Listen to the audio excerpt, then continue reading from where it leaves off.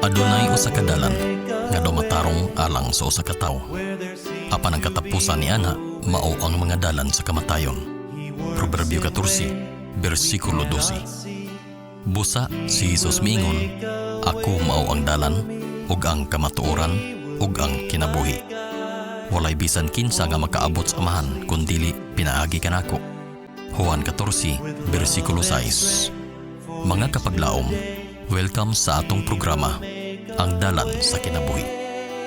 Karon nga takna atong isgutan, ang ikaduhang bahin sa paglakaw sa dalan, ilalom sa gugma, uban ang ikatulong sugo.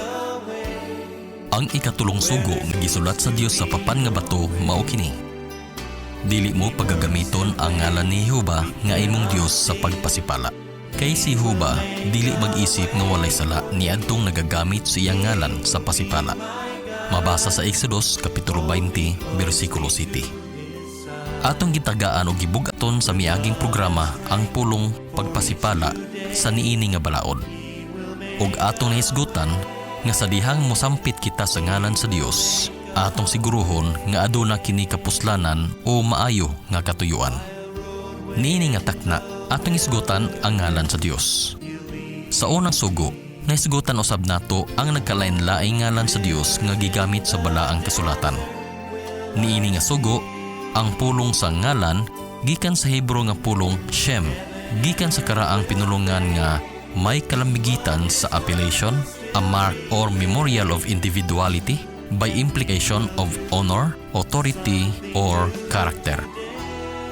Naisgutan na nato ang aplikasyon sa ngalan isip appellation ni atong miaging programa ug ang memorial of individuality panahon sa pag-isgot nato sa unang sugo. Atong tagdon karon ang honor and authority. Niining bahina, kumusta ta sa pagtagad nato sa Dios isip siya ang adunay dungog ug gahom. Ang sugo nagasulti nga dili nato gamiton ang iya ngalan sa pagpasipala. Atong sinsilihon sa karon nga pagtagad, ayaw gamita ang dungog o gahom sa Dios sa walay kapuslanan. Sa unsa ka nga paagi kita nakalapas niini? Sa unsa nga sitwasyon nga atong gigamit ang Dios o para bakaha sa pagpalambo sa iyang buhat, pero sulod sa kasing-kasing alang di ay sa pagbayaw o pagpasidungog sa atong kaugalingon. Siguro dili dayon kini mabantayan sulod sa atong kaugalingon, pero atong masuta kung unsa man ang nakapatulak kanato sa paghimo sa mga butang nga alang sa Dios. Kung atong masuta nga aduna kitay paghandom aron makapakita kita og report at tubangan sa uban o sa atong leader, magbantay ta.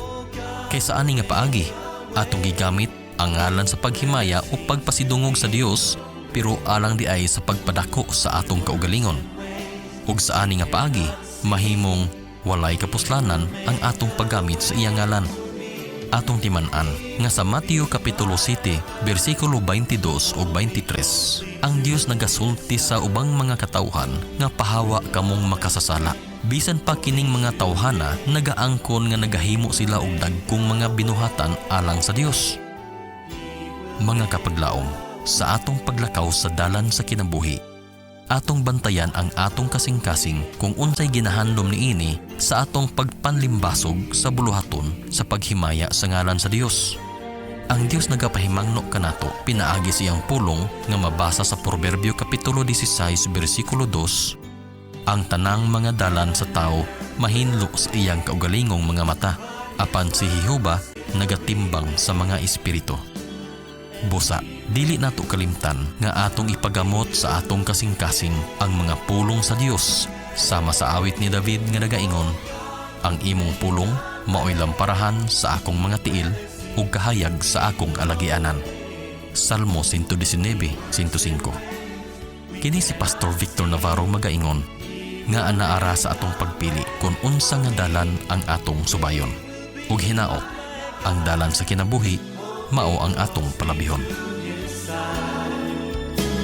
With love and strength for each new day, He will make a way. He will make a way. With love and strength for each new day,